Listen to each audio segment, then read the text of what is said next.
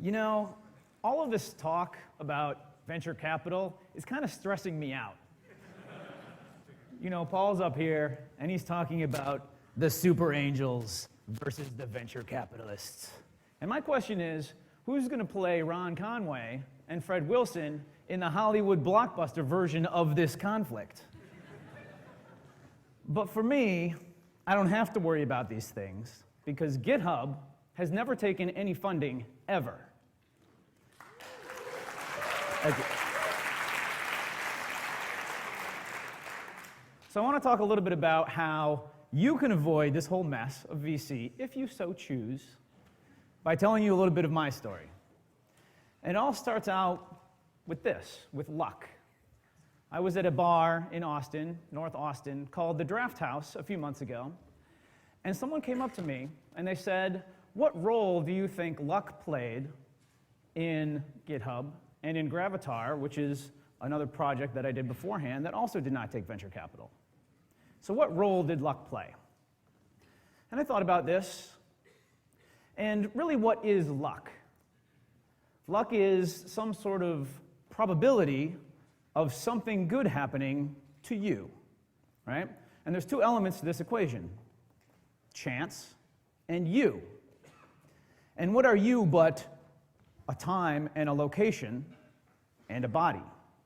So if we can take all of the pieces of this that you can control, which is where you are and when you're there and what kind of person you are, and factor those out of this equation and assign it a constant, call it the luck constant, then we can start thinking about how to change this constant to make it so that we can do the things that we want to do. So what are the things that you can control? I used to live down in San Diego, and I had a company down there, and it went okay. It was a consulting firm. But I only had small jobs here and there. I didn't have products. It wasn't really sustainable. I didn't know anyone. So what can you do about this? Well, I did this. I moved to San Francisco. I took a job up here. It was full-time, a place called PowerSet.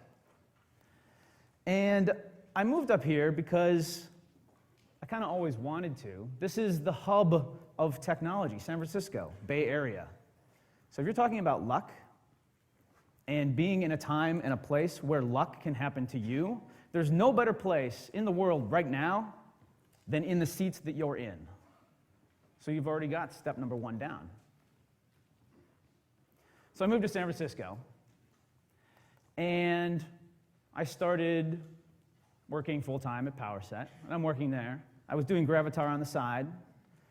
But being in San Francisco allowed me to meet Matt Mullenweg, the founder of Automattic, and their CEO. And we had dinner, and we talked about Gravatar. And I honestly didn't want to run it anymore because it had grown large, and yet there was no way to make money from it that I could perceive.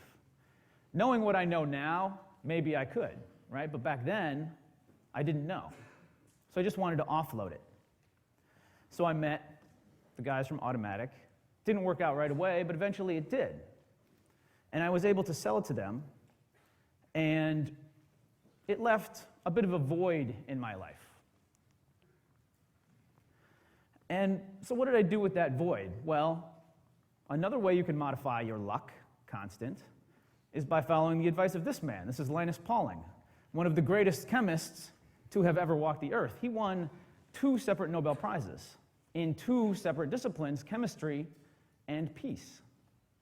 And he said, a great quote, which I love, he said, "The best way to have good ideas is to have a lot of ideas." And so with this void in my life that Gravatar had left, I had a lot of extra free time. So what was I going to do with this free time? Well, start thinking about ideas. Start thinking about things that I could do that might be useful to the world. And when you're thinking about those things that are useful to the world, think about the things that make you feel like this, all right? And we've all felt like this. You probably felt like this today. So every time you feel like this, write it down. And write down what it was that made you feel like that. So for me, one of the things that I wrote down was, hey, I want to use this great version control system called Git, but it's a huge pain in the ass. So you can either sit there and say, oh, Git is so hard, or you can go and do something about it.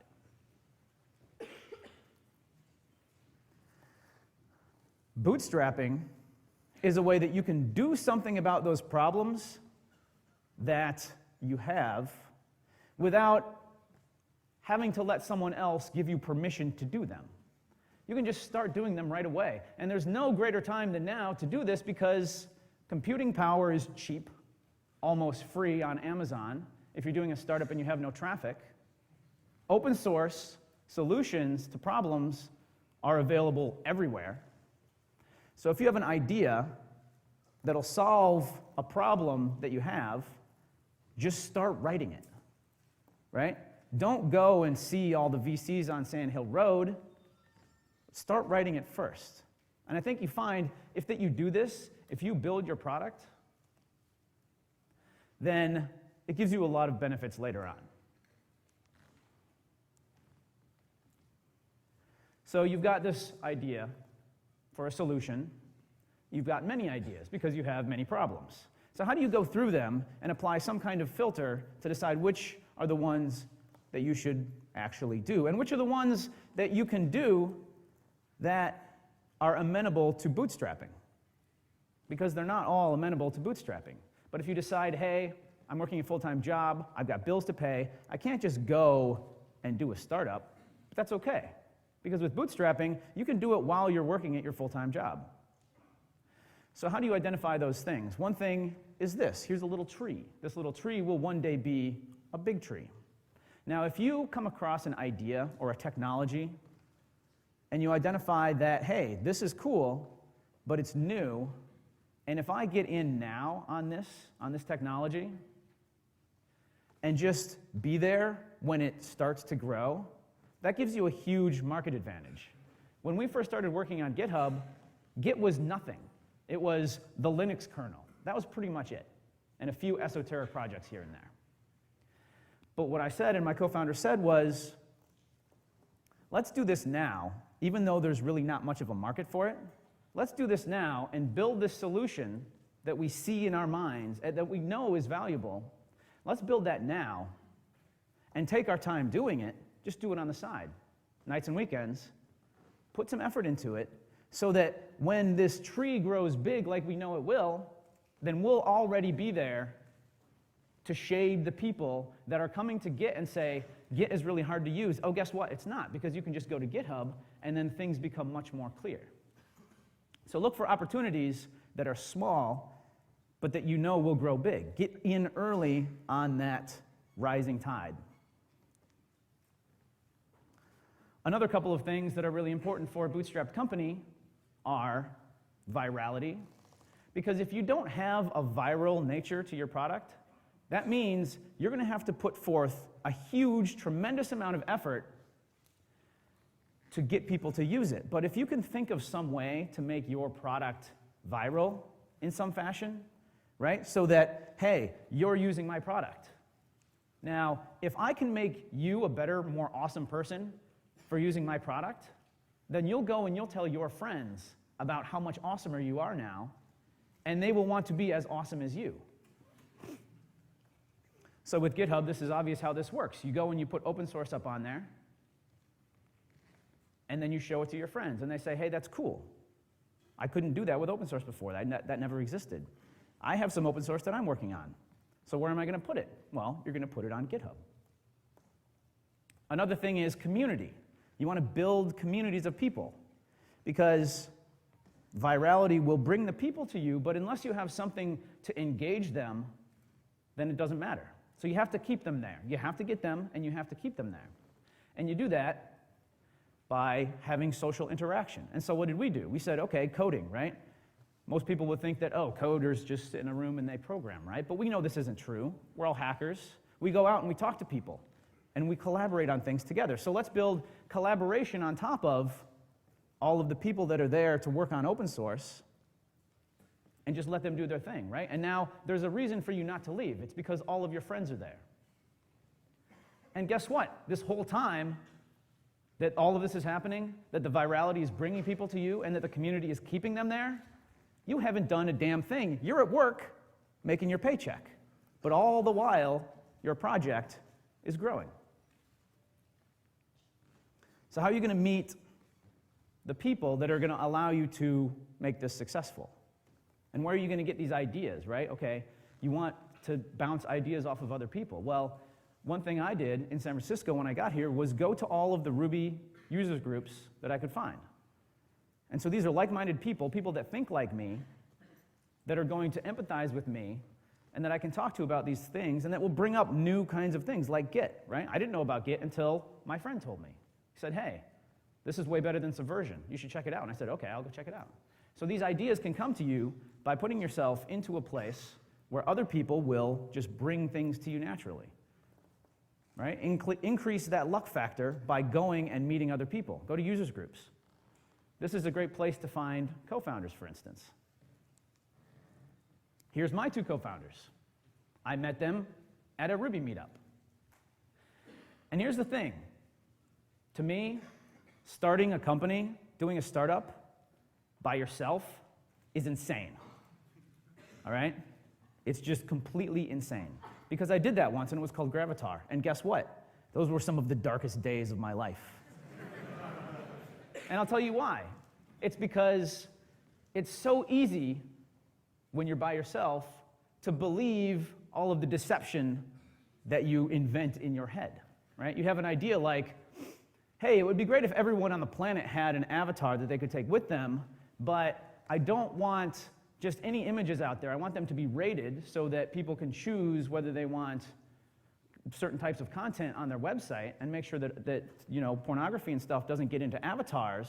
And so what am I going to do? Oh, I'm going to personally rate every Gravatar myself because I don't trust you to do it yourself, right? So these are the kinds of ideas that come into your head and you're like, oh, well, of course, that's the obvious solution. I will rate them all myself. And you can do this for a few months until it gets to be like 300 a day. And then you wish you'd had a co-founder to tell you that that was a stupid thing to do, and maybe we should just trust the user.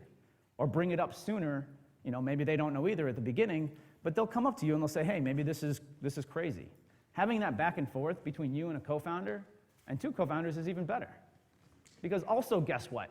If you're bootstrapping, these two people, they're going to be working on the same thing that you are. So it's like there's three of you now, right? Isn't that awesome? If there could always just be three of you doing whatever it is you would normally be doing, well, that would be great.